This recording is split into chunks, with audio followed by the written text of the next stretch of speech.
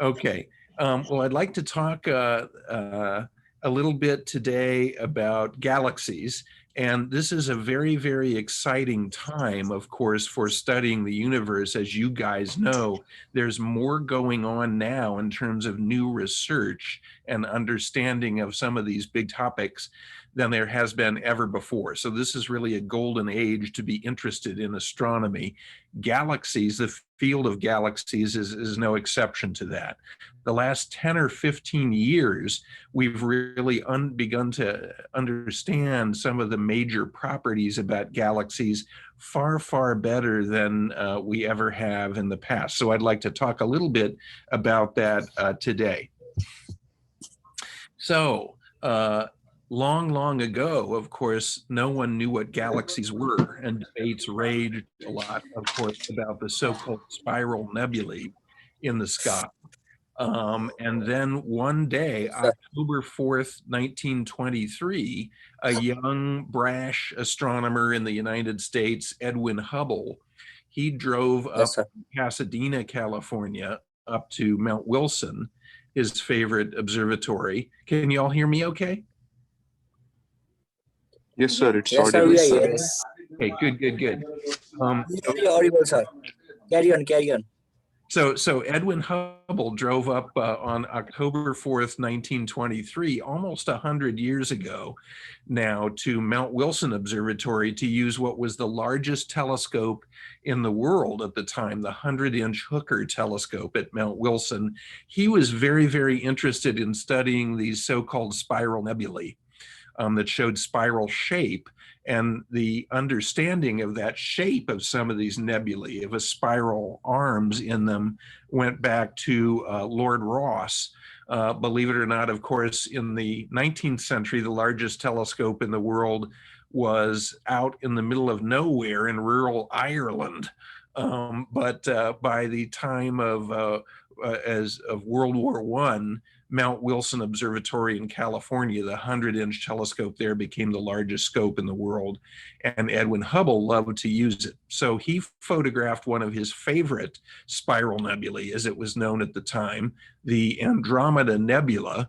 And here is one of the plates that he took.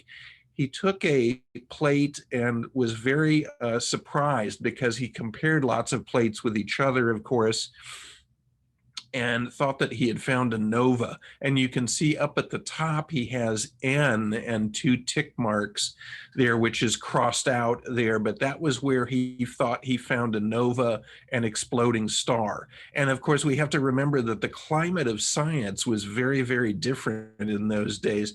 Los Angeles itself was a very primitive frontier Western town in the United States. There were about 1 million people there. It was not nearly as large as it is now. It was a primitive time for science, even though Los Angeles was a science city, if you will, at the time. Robert Millikan had won the Nobel Prize in physics for measuring the charge of an electron and for the photoelectric effect. Amelia Earhart, famous aviator, was taking flying lessons across town, and a young cartoonist at that time, Walt Disney, arrived in Los Angeles with $40 in his pocket. But it was Edwin Hubble who wanted to make his mark scientifically. He was very excited because he thought he discovered this unknown nova, and so he brought the plate down to his office and compared it with earlier plates. And he took another plate, which is the one that you see here the next night when the seeing was a little bit better, and compared it to previous observations again. And he was absolutely stunned and went practically crazy in his office because, as you can see, he found that it was not a nova, but it was a star that had been recorded earlier on plates and was a particular kind of variable star called a Cepheid variable named after Delta Cephei, the prototype. Its precise dimming and fading and brightening allowed the comparison, of course, of that Cepheid of its fundamental inherent brightness with its apparent brightness. And he was stunned. He practically fell out of his chair in his Caltech office down there in Pasadena, because he estimated that the distance to this star, the faintest Cepheid that had ever been seen, must have been about 1 million light years, which was 3 times the size of the entire universe was believed to be at that time. Of course, now we know that it is 2.5 million light years away, much more distant than Hubble realized even at the time. But this was a major breakthrough observation, because it determined the distance scale of the cosmos, the so-called cosmic distance scale, and also led to understanding the nature of galaxies themselves. Fundamental moment in the history of astronomy. And now there we go. Okay. So in a single observation, Hubble really reset up. And is that okay? We can see a little squigglies there. It's okay. Can you see galaxies still?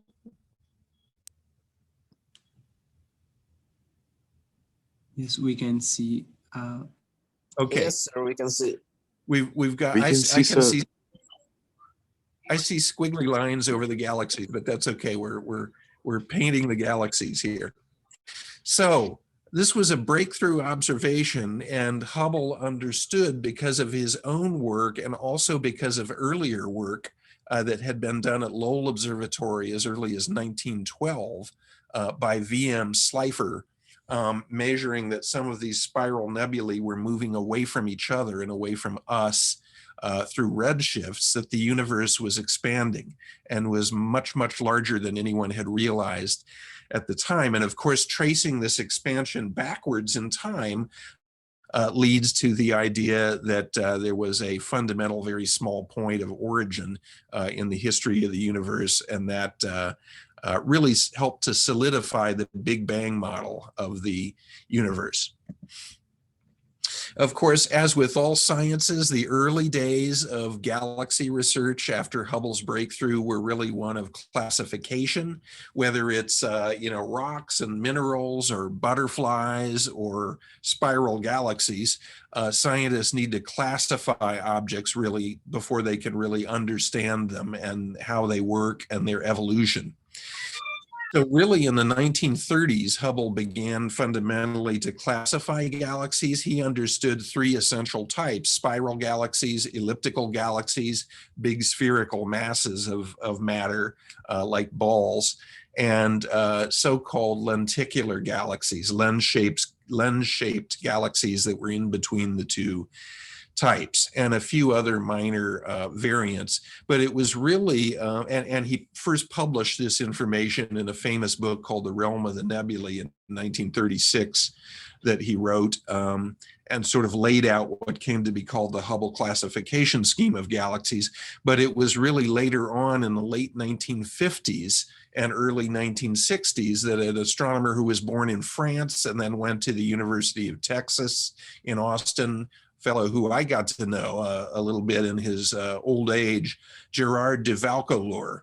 He came up with a much more sophisticated classification scheme for galaxies that we still use today, that looks at barred spirals as well as spirals and ellipticals and these lenticulars and all sorts of irregular and peculiar galaxies, and brought into the classification how tightly wound the arms of galaxies are and all sorts of other kinds of little variants in them.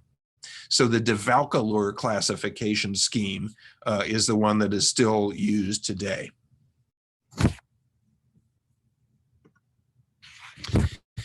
All right, well, by the mid-20th century, astronomers realized that galaxies are the basic building blocks of the universe on a large scale, that they contain most of the visible bright matter of the cosmos, stars, gas, and also dust.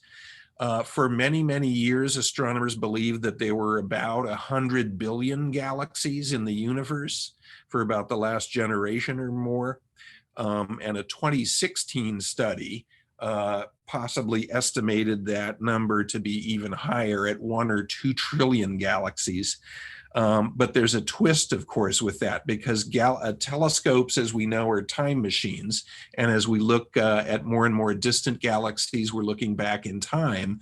So what astronomers have discovered over the last generation is that galaxies assemble and evolve by mergers, largely. So you had very small proto-galaxies in the early universe, and although most galaxies are moving apart from each other, gravity is also at work as a major force when things are close to each other.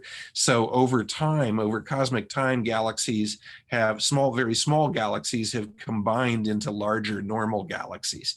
If you look back at the Hubble so-called deep fields that we'll look at later, you can see countless very small bluish proto-galaxies. Many of those came together and assembled larger normal galaxies later in cosmic time, like the Milky Way and others. And that's what galaxies do. They come together and they eat each other, gobble each other up, and they assemble into larger structures. So in the early history of the universe, we may have had 1 or 2 trillion galaxies that we know of in the visible universe. And now, closer to our normal time, we have maybe 100 billion galaxies in the universe at present, if you were. Of course, closer galaxies to us appear much more like they are in our present time as well. So where do we start with understanding galaxies? Well, with our own, the Milky Way is a good way to start. Of course, as you guys know, if you go out under a really dark sky, you can see the Milky Way from within. A band of are possibly about 400 billion stars in the Milky Way. We don't know exactly how many stars are in our galaxy because the most numerous stars, red dwarfs, M dwarfs, are very faint, and so you can't see them over very long distances, but there are several hundred billion stars in our galaxy, of course. We're seeing the light, the collected light, the band of Milky Way, the so-called Via Lactea, the Milky Way, as the Romans called it, from within. So what's the structure of our Milky Way galaxy? Well, it's really hard to decipher the structure of a galaxy when you're inside it. So it took a long time to figure out what the structure of the Milky Way was. In fact, we really didn't know what the structure of the Milky Way was very well until about the last 2 decades. For most of the time since Hubble's day and his fundamental discovery, we thought that the Milky Way was an ordinary spiral, like our neighbor, the Andromeda galaxy, is an ordinary SB spiral. Now we know that the Milky Way galaxy is a barred spiral, and we have a bar moving through the center of our galaxy from which the spiral arms emanate. The sun and the solar system are about 26,000 light years out from the center of our galaxy. And of course, the overall size of the Milky Way's disk is about 100,000 light years across. And of course, there's a much larger halo of other material, globular clusters and dark matter and so on, that's much, much bigger yet. Well, what can we see when we look toward the center of our galaxy? When we look toward the constellation Sagittarius, that's aiming us more or less toward the center of the Milky Way.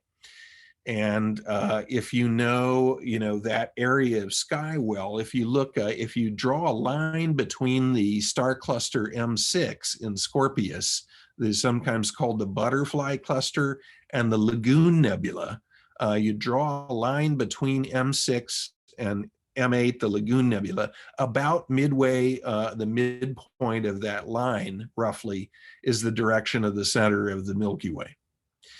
It's a good thing, though, that we're a long way off from the center of the Milky Way because it's a dangerous place. We have a supermassive black hole in the center of our galaxy. It's about 4.3 million solar masses.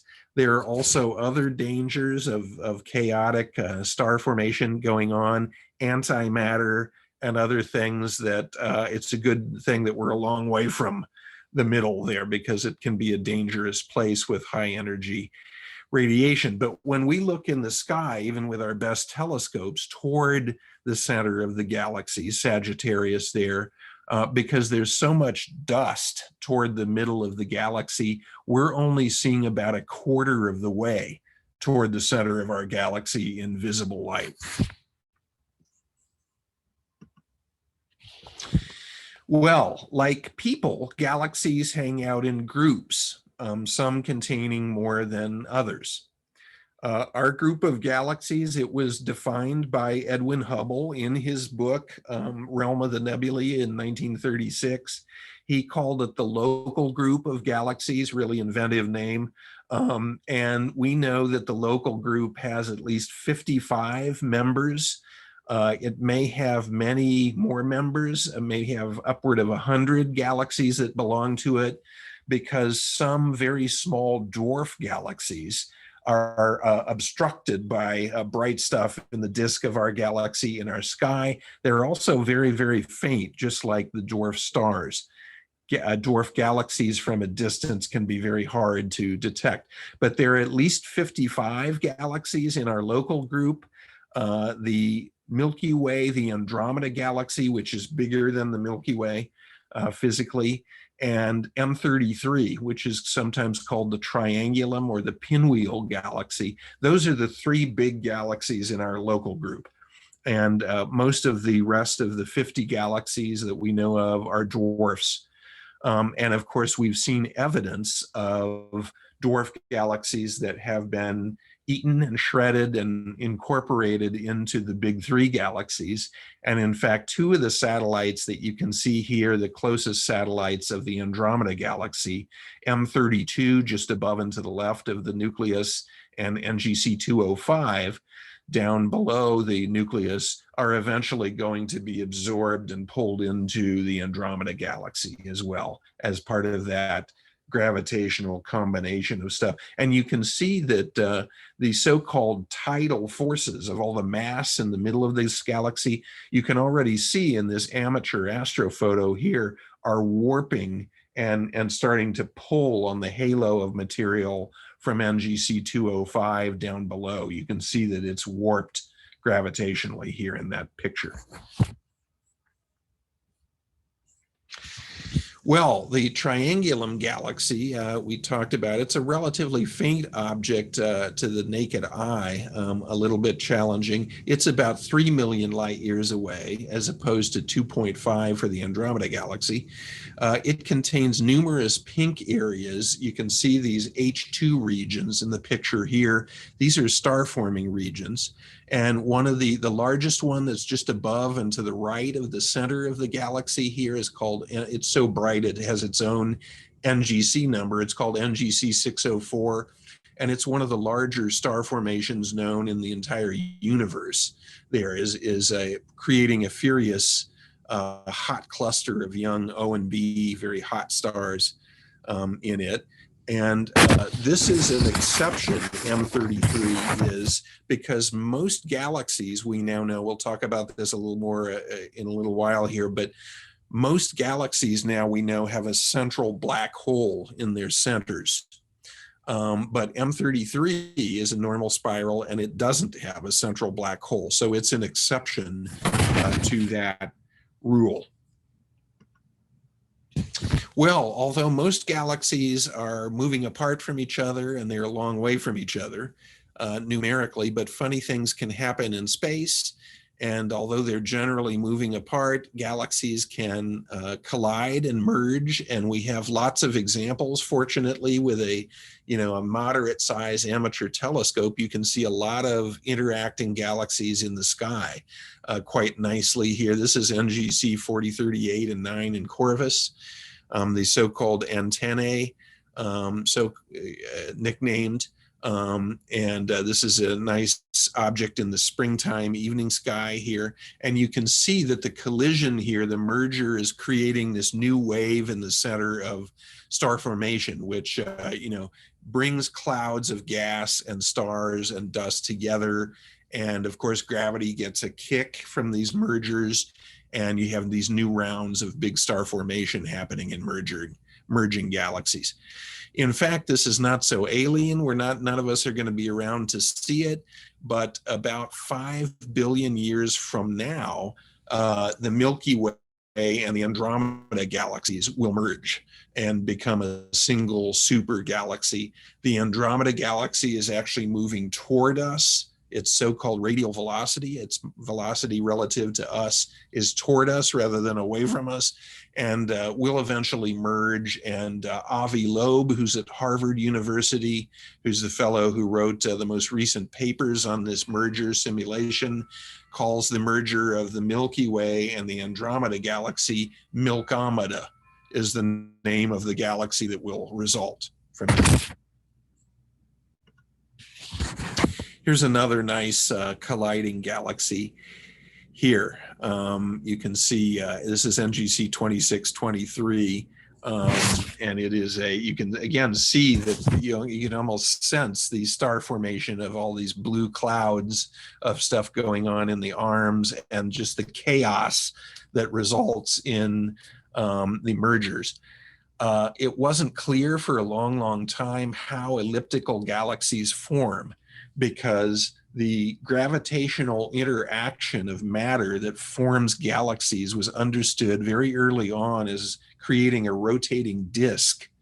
And so it wasn't clear how you get these giant elliptical balls of stars early on, but it's come to be the dominant view in the last decade or so that elliptical galaxies all result from mergers. So galaxies normally form as spirals, as rotating disks with angular momentum that increases the rotation, and then collisions create these big spheres of stars. Well, as we move farther out, away from our local group into the universe, we encounter larger and larger structures, of course, of galaxies. This is the Virgo Cluster, which is the largest big group of galaxies near us in space. The center of the Virgo Cluster is about 54 million light years away from us. The local group that we talked about, our little group of galaxies, is about 10 million light years across. So the center of the Virgo cluster is about 5 times farther away than that. And the Virgo cluster, which of course gives us a springtime sky with zillions of good galaxies we can view in telescopes in Virgo and Coma Berenices and other constellations, it contains about 1,300 galaxies, the Virgo cluster, and is a really nice sight for us in our sky. And the Virgo cluster, of course, contains all kinds of galaxies within it in that 1,300 galaxy collection, including one of the largest nearby galaxies. This is M87, which is one of these supergiant elliptical galaxies formed from many mergers, probably, of normal galaxies. It measures about 120,000 light years across, this big sphere. So it's not a lot larger than the diameter of the disk of our Milky Way, but because it's not a flat disk, they go quiescent. They are sleeping black holes in the center, more or less. But when material falls into them, when they're mergers again, like this galaxy, they go crazy and wake up, and there can be these kind of episodes of high energy stuff going on, almost like a cosmic flu that they catch. Then when the material clears out again, they will quiet down again. So that's kind of the way astronomers believe that central black holes act in galaxies. Well, galaxies exist in a sort of a gently balanced state between internal upheaval and calm grace. This is a group called Seyfert's Sextet of galaxies. But sometimes, as I mentioned, they go through these crises and material will fall into a black hole again and reawaken it. There was a star cloud in the Milky Way. It's called designated, it has the fancy designation G2, but it was thought to maybe be falling into the middle of the Milky Way's black hole a few years ago. Well, that didn't happen, but if that happens in the near future, we will see some emissions spark up from the middle of our own galaxy for a little while, which will be exciting. Well, but as I mentioned, eventually our stately, ordinary Milky Way will go head on into the Andromeda Galaxy, which is coming at us at 300 kilometers a second, and result in this big chaotic merger long after we're gone. This is Centaurus A, NGC 5128, which is a really nice galaxy in the southern sky.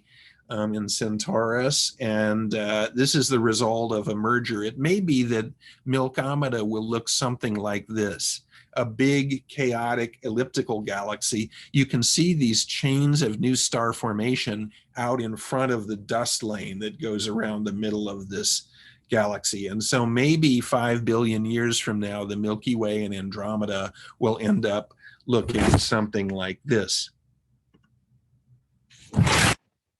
Well, you guys undoubtedly have heard about cosmic inflation, which is a part of the early cosmos, you know, a hypothetical period in the first second of the universe that was proposed in the 1970s by two different astronomers, Alan Guth at MIT and Andre Linde. It explains a lot observationally of what we see in the current universe if this inflationary period happened. So we don't absolutely know that inflation happened, but there's very strong evidence that it did. Everything we've talked about so far is about the visible universe. If inflation happened, what we see of the visible universe is not the whole universe. In fact, the universe might be infinite. So that sounds really weird, but let's set cosmic inflation aside for one moment and just talk about the visible universe. If the visible universe is all that there is, then there are something on the order of 10,000 billion stars in the universe. Could be a lot more than that. We see planets now around us, of course, exoplanets around us in several thousand star systems that are relatively close to us. So shouldn't life be common, perhaps, on planets elsewhere in the galaxy and in other galaxies? We know that chemistry is consistent throughout the universe. Of course, temperatures and pressures and other things would change, other factors like that on planets throughout the galaxy and galaxies. But chemistry, we know through spectroscopy, is the same throughout the universe. So shouldn't there be life spread everywhere throughout the universe? Maybe so, but the universe is also a large place. So the cosmic distance scale that Hubble really unlocked for us, if we think of one astronomical unit as 1 centimeter, you know, this tiny distance, that's the Earth-Sun distance. We've traveled physically as humans a tiny and almost an invisible fraction of that distance. And if we're thinking about what the edge of just our solar system is, on that scale, it would be 10 football fields away to the right, say, or left on that scale. That's only a quarter of the way to the nearest star.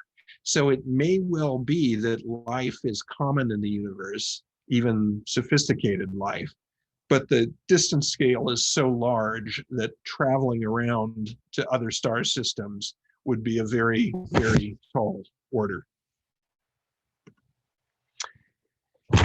Well, if life does exist throughout galaxies and other galaxies, of course, we only have one example of where we know life exists so far definitively right here.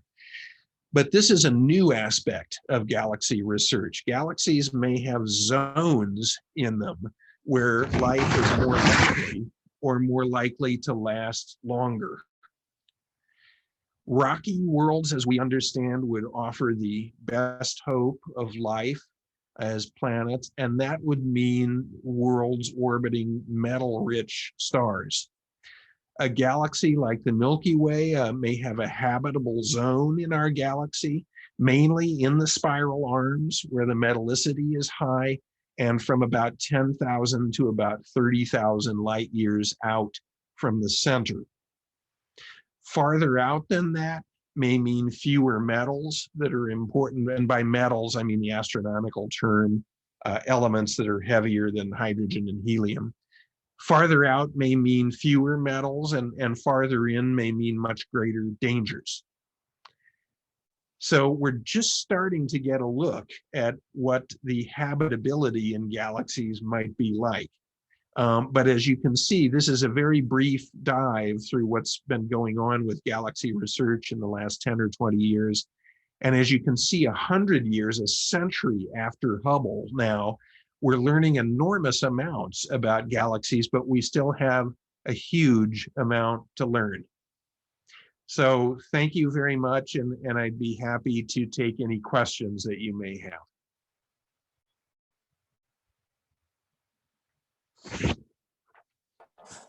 Yes, if you have any question, please unmute yourself and feel free to ask a question to David. He will be happy to answer your question. And I will stop screen sharing here if I can. Yeah, there we go.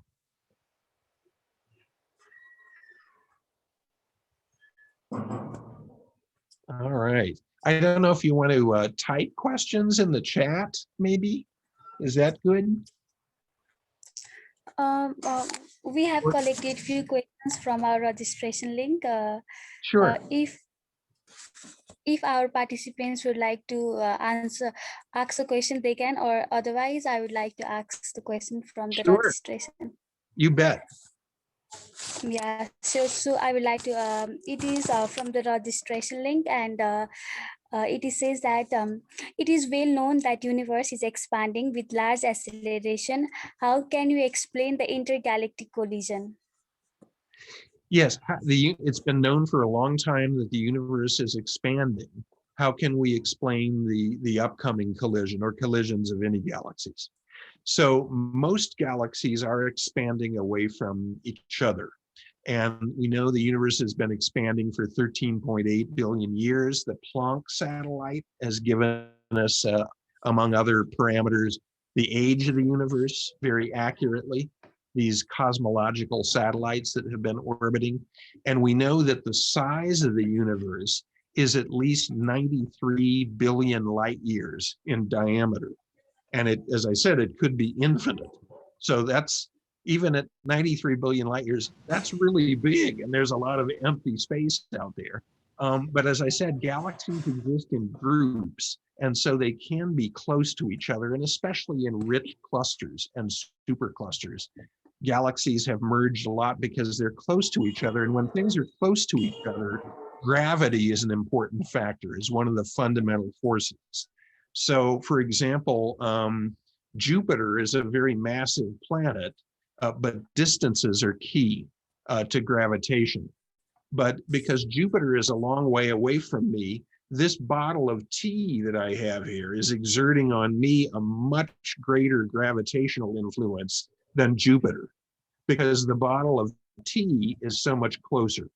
So galaxies that are close to each other and undergoing random movements because of earlier interactions can be moving into collisions with each other. And that's what's happening with the Andromeda Galaxy and the Milky Way.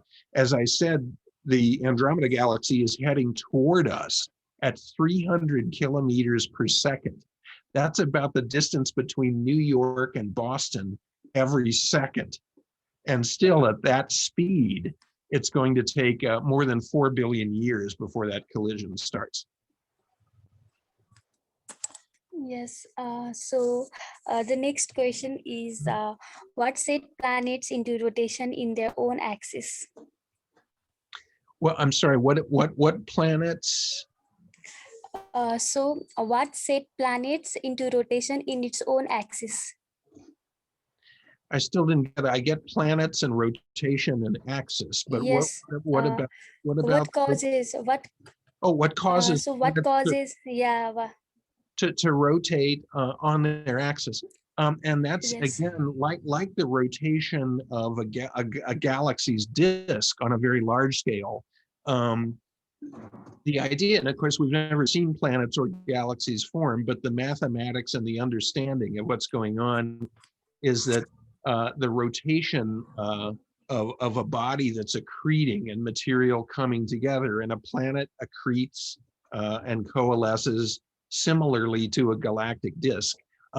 When the material comes together, it's rotating, and as it comes together more and more and forms more concretely, that rotational speed increases, much like as you see a spinning ice skater bring her arms in, then you'll see that she spins faster. And so that all comes together. The energy of movement from material that comes together creates that rotation. And then as something becomes more compact, as gravity brings it together, the rotation increases, and that creates the axis of rotation and the spin axis, which generally is in the plane of the solar system, except that they're not. You can see the spin axis is Earth's axis is tilted. That's why we have seasons, and the weather isn't the same all the time.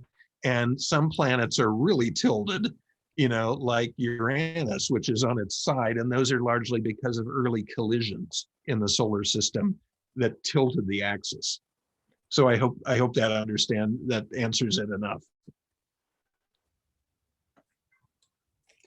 Yes, hopefully.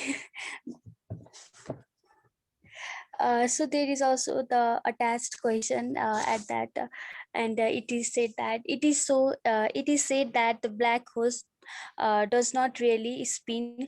Why is it so? As per my understanding, those must have a great speed, as they have to conserve angular momentum, and star with large radius collapse to form black holes.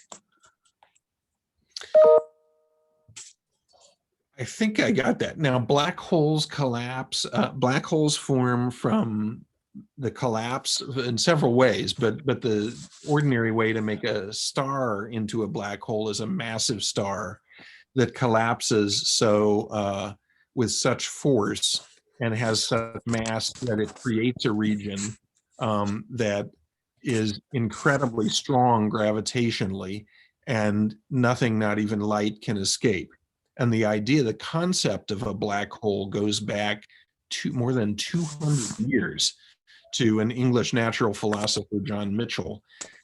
We didn't really have ironclad evidence for a black hole until 1975, though, when Cygnus X1, the first black hole, it was clear that it could only be a black hole. But the incredible amount of mass that collapses with great force and energy and spin creates a black hole. And the same thing happens on a galactic scale. And we don't know when that happens, really early in the universe, presumably, with the centers of galaxies, but we don't know exactly how that process originates. And that's one of the things that the Webb Space Telescope may teach us a lot more about. Yes. So I was also curious to know that when the two galaxies collapse, like Andromeda and our Milky Way galaxy, how will impact our own stars, planets? So what will be the consequences once the galaxies collapse with each other? That's a very good question. What will the consequences be with the Milkomeda collision? And it's too bad we're not going to be around, 3.5 billion years from now, because Andromeda, of course, as this approaches, the collision will become much larger in our sky, which will be pretty amazing for observational astronomers to be able to view things within the Andromeda galaxy as it approaches. But the collisions of galaxies can be chaotic. And what will eventually happen is that the most massive parts of the galaxies, presumably, will eventually merge. The central hubs of the galaxies and the black holes that are in each of them. Andromeda has a slightly more massive central black hole in its center than the Milky Way. But there's so much space in galaxies. Galaxies are mostly empty space frankly, even if they have 400 billion stars and a lot of gas in them. They're mostly empty space because they're so large. So there will be relatively few head-on collisions of stars, because like collisions of cars on a freeway, because there's so much empty space in both galaxies. There will certainly be chaos and tumult and collision and gas coming together, and the centers of the galaxies after a long, long time merging, presumably. But ordinary stars like the sun will be in its old age at the time, but other stars will probably not have head-on collisions with stars. A few will, but not many, because there's so much space between them. We hope that we'll be there to evidence that. And there is also a next question, and it says that can black hole die? Can black holes die? This is Yeah. a very good question, and this is something that Stephen, our dear departed friend Stephen Hawking, who was involved with me and other people with the Starmus Festival, worked on early in his career.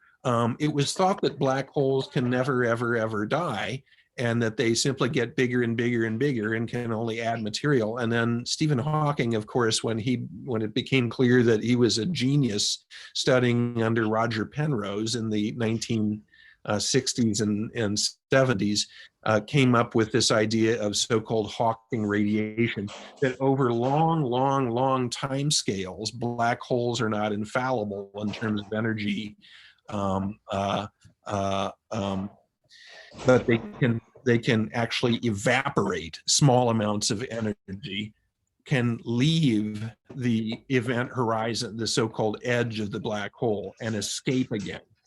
So black holes, therefore, the idea was with so-called Hawking radiation, could evaporate and die. However, this is a mathematical exercise, because in reality, it's like saying, when do red dwarf stars die?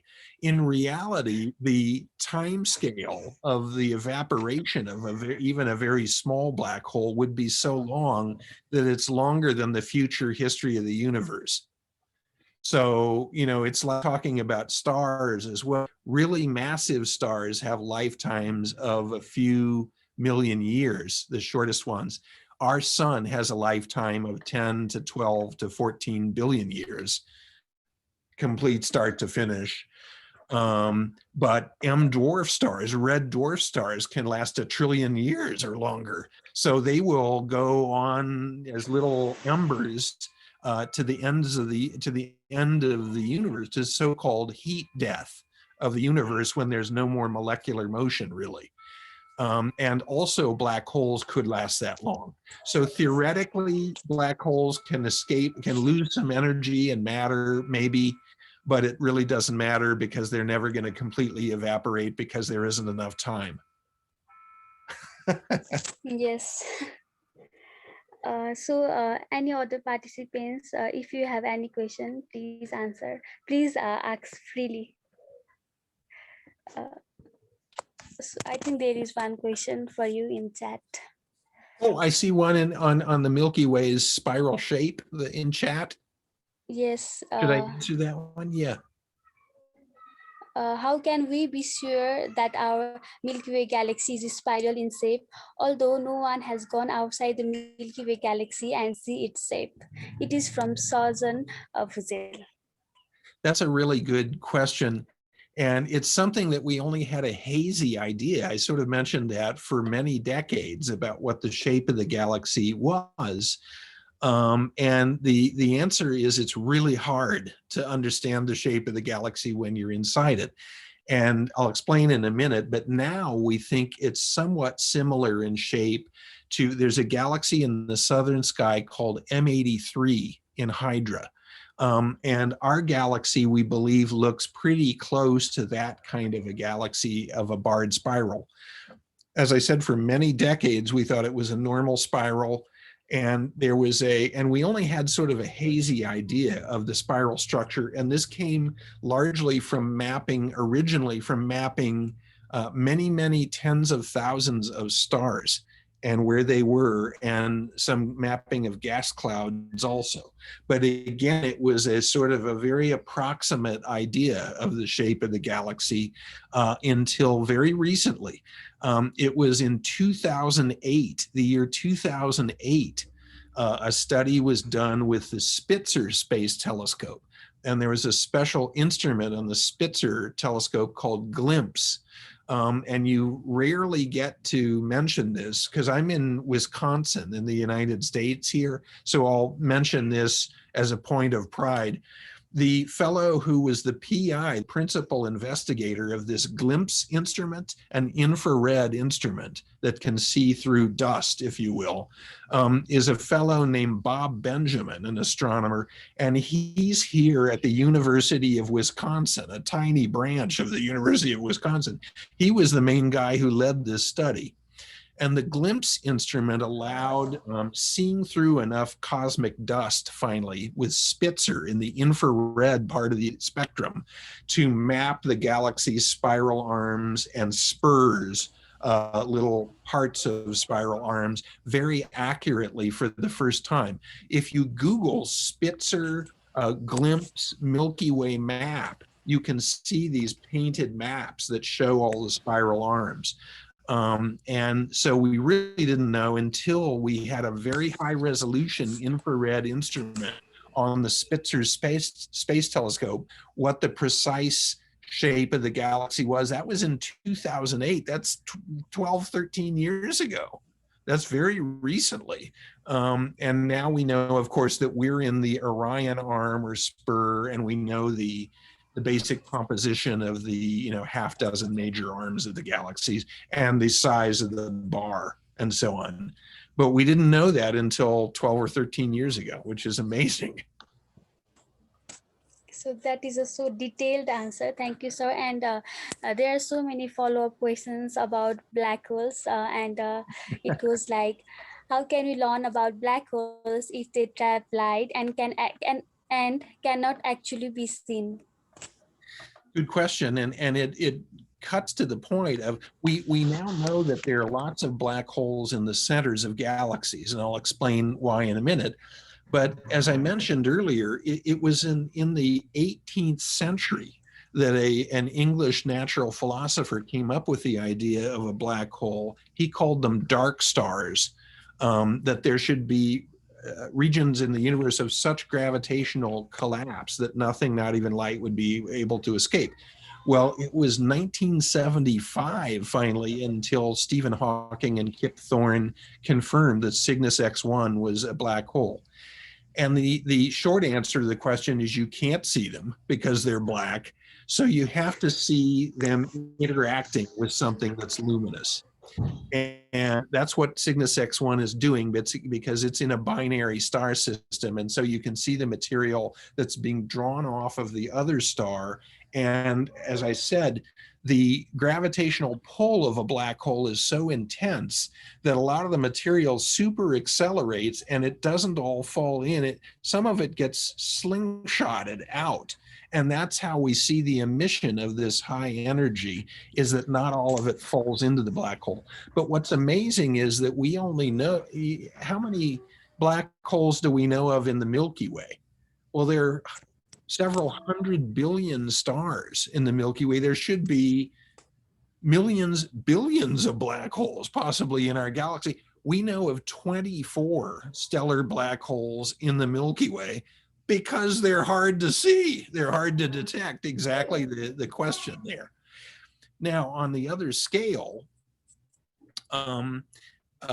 nobody really knew about black holes in the centers of galaxies until the Hubble Space Telescope got fixed in the early 1990s. Remember, its optics were screwed up originally.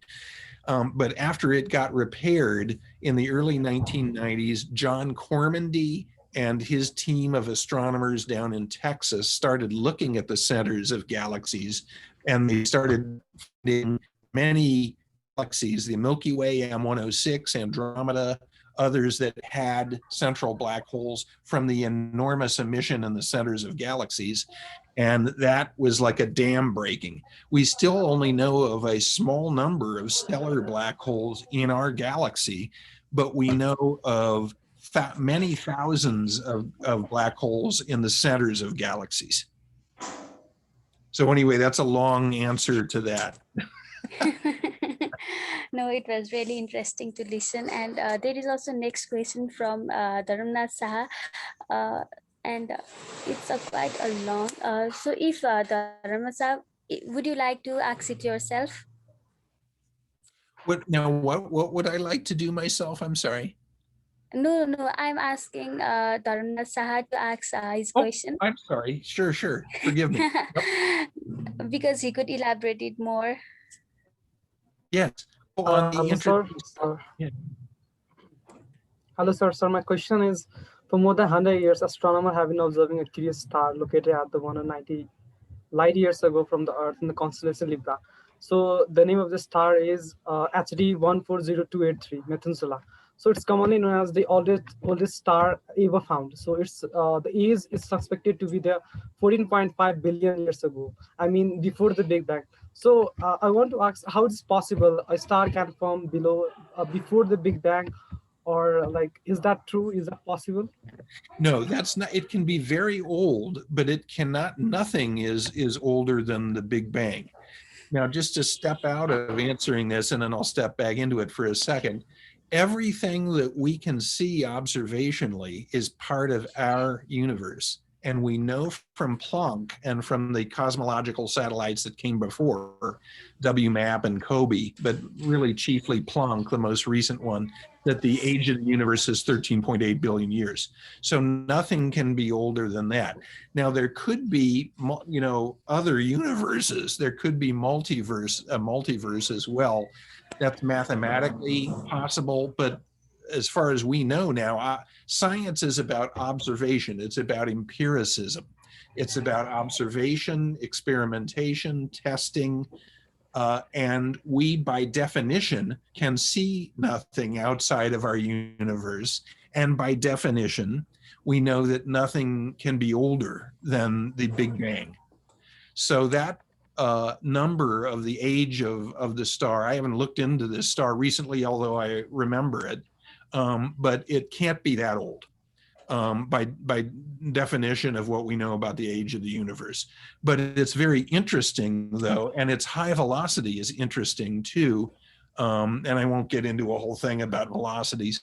But one thing that's interesting about high velocity stars, so-called fast proper motion stars, is that, stars are born in clusters, and our sun is a single star, of course, right now. So what happened in the last 4.5 billion years to our stellar brethren that were in the cluster with the sun? Some of those high velocity stars that we've seen are thought to be sisters of the sun from the scattering of our open cluster, but that's another story.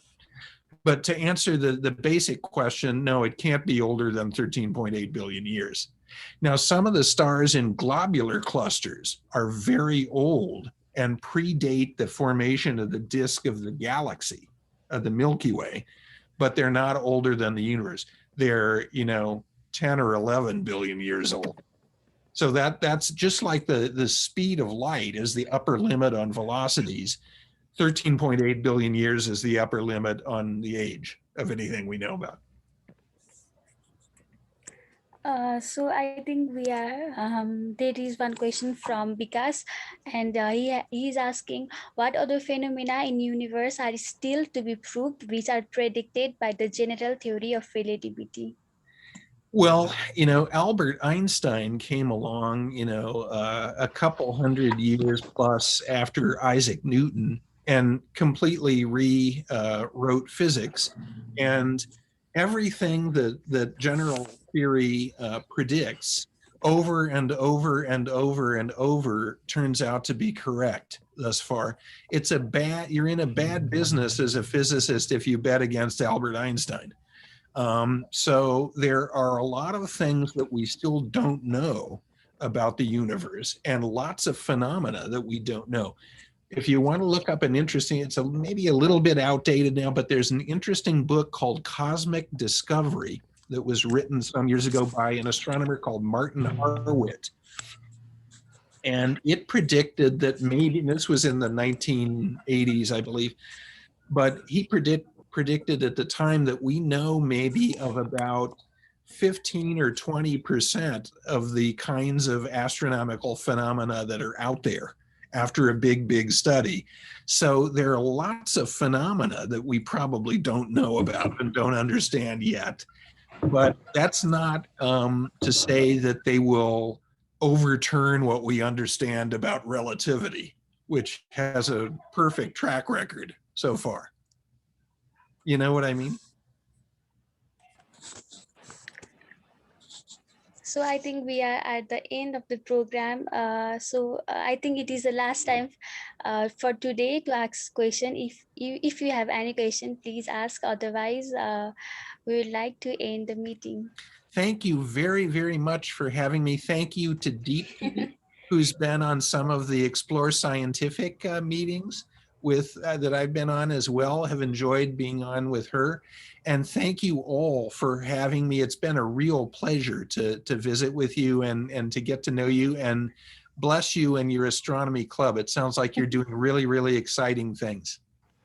Yes, thank you so much for joining us. It was really insightful talk. We really learned more about galaxy universe, and we hope that we could have more session coming in coming days as well, sir. Thank you so Absolutely. much for joining. Thank you Once so much. again, thank you so much, David Eicher, for coming here and giving your wonderful session. Thank you for having me. It's been a real joy, and good luck to everything that you're working on and you're observing and you're learning about you're at the best time ever there has ever been to be interested in this subject. So have fun with it. Yeah, of course. Yes. Yeah. Thank you, sir. Have a good day.